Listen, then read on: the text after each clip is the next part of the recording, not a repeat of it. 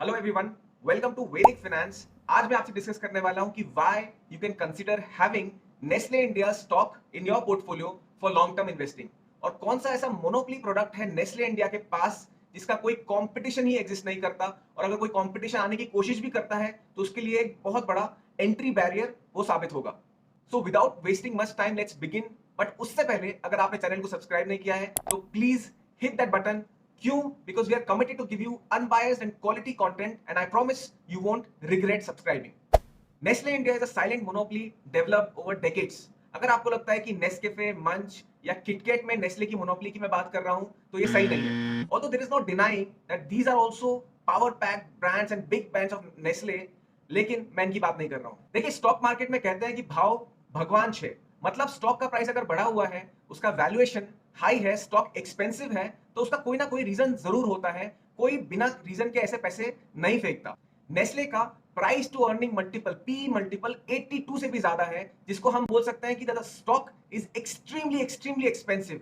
इसके पीयर्स जैसे आईटीसी या एचयूएल, अगर आप इसको कंपेयर करें इसके पी से, तो आप बोलेंगे कि नेस्ले बहुत एक्सपेंसिव है। लेकिन भाव भगवान छे। नेस्ले इंडिया के नेस्कैफे, मैगी, मंच या किटकैट जैसे प्रोडक्ट्स आपको आंख के सामने दिखते हैं और हम लोग रोज इनको रेगुलरली कंज्यूम भी करते हैं। बट नेस्ले के पास एक ऐसा प्रोडक्ट कैटेगरी है जिसका एक्सपोजर शायद मुझे, आपको, मेरे पेरेंट्स को, आपके पेरेंट्स को, हमारे बच्चों को, मतलब मोस्टली हर एक को एक्सपोजर जरूर हुआ होगा। इन्फेंट सीरियल्स में नेस्ले का मार्केट शेयर 96.5% है।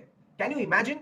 बिलियंस ऑफ डॉलर्स का मार्केट, एंड जिस मार्केट का एस्टिमेटेड ग्रोथ 5% से भी ज्यादा है, उसमें 96.5% मार्केट शेयर होना, it is no joke.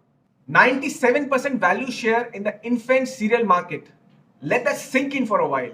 India में रोज ओवर 67,000 बेबीज जन्म लेते हैं, पैदा होते हैं, और अगर हम कंजर्वेटिवली ये भी मान लें कि 10% उनमें से इन्फेंट फूड लेते होंगे, हालांकि नंबर बहुत ज्यादा होगा, लेकिन हम मान लें कि उनमें से 10% इन्फेंट फूड लेते होंगे, तो आप अंदाजा लगा सकते हैं कि क्यों नेस्ले इंडिया एक फॉर्मेडेबल ब्रांड बन चुका है और क्यों इन्वेस्टर्स उनको इतना वैल्यू कर रहे हैं, क्यों उसका प्राइस टू अर्निंग इतना ज्यादा है, क्यों उसका पी मल्टीपल, पी वैल्यूएशन आसमान छू रहा है। और सबसे बड़ी बात यह है कि ये मोनोपोली इजीली खत्म होने वाली नहीं है। इन्फेंट फूड मार्केट में एंट्री करना कोई आसान काम नहीं है। There is tremendous barriers to entry in the infant food market. क्यों? बिकॉज इसकी आप एडवर्टीजमेंट नहीं कर सकते।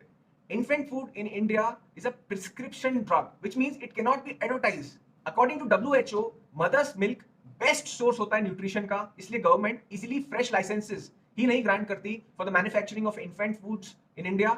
इन्फेंट फूड एक high margin, fast moving product है, जिसपे आपको हार्डली, आप जाके देखिए अमेजॉन, फ्लिपकार्ट पे आपको हार्डली कभी डिस्काउंट मिलेगा, और हमेशा इसकी डिमांड बनी रहती है, डिमांड में रहता है 24 घंटे।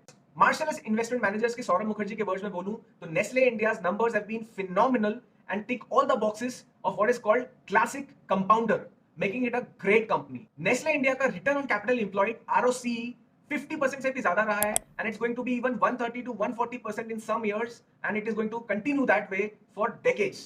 That's estimated.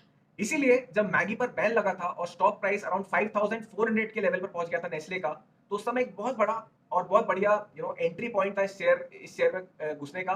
एंड रिसेंटली 22,000 के आसपास उस लेवल पर ये स्टॉक बना हुआ है, और खैर वो अपॉर्चुनिटी तो अब मिलना बहुत मुश्किल है, लेकिन आप इस शेयर को अपने वॉच लिस्ट में जरूर रख सकते हैं। और अगर आपके फाइनेंशियल एडवाइजर आपको इक्विटी में एक्सपोजर सजेस्ट करते हैं, आपका एसेट एलोकेशन वैसा अकॉर्डिंग सेट बैठता है, तो नेस्ले इंडिया को आप जरूर जरूर कंसिडर कर सकते हैं for long term investing. Nestle India एक ऐसी एफएमसीजी कंपनी है जो अपने बिजनेस को लगातार कंटिन्यूअसली एक्सपेंशन मोड में रहती है, और जो भी कैश सरप्लस कंपनी अर्न करती है, प्रॉफिट अर्न करती है, उसका हाफ ऑफ द मनी दे री इन्वेस्ट इनटू द बिजनेस। वो अपने बिजनेस को ही एक्सपेंशन में लगाते हैं, and half of the rest of the money is dividend out. So इससे क्या होता है कि बिजनेस 10 to 11% का आपको steady volume growth quarter on quarter deliver कर पाता है, जबकि दूसरी एफएमसीजी कंपनी से अगर आप कंपेयर करोगे तो वो 3 to 4% आपको देते हैं। मार्च quarter for Nestle was one of the best in last 10 years, जिसमें कंपनी का profit 25% year on year increase हुआ है। जहां मोस्टली ब्रोकर्स नेस्ले को होल्ड या सेल कॉल दे रहे थे, Nestle has beaten the street estimates significantly. आप क्या सोचते हैं नेस्ले इंडिया के स्टॉक के बारे में? Please do let me know in the comment box. आज के वीडियो में बस इतना ही, मिलते हैं next time. Till then, do take care of yourself. Tata, bye bye, see you.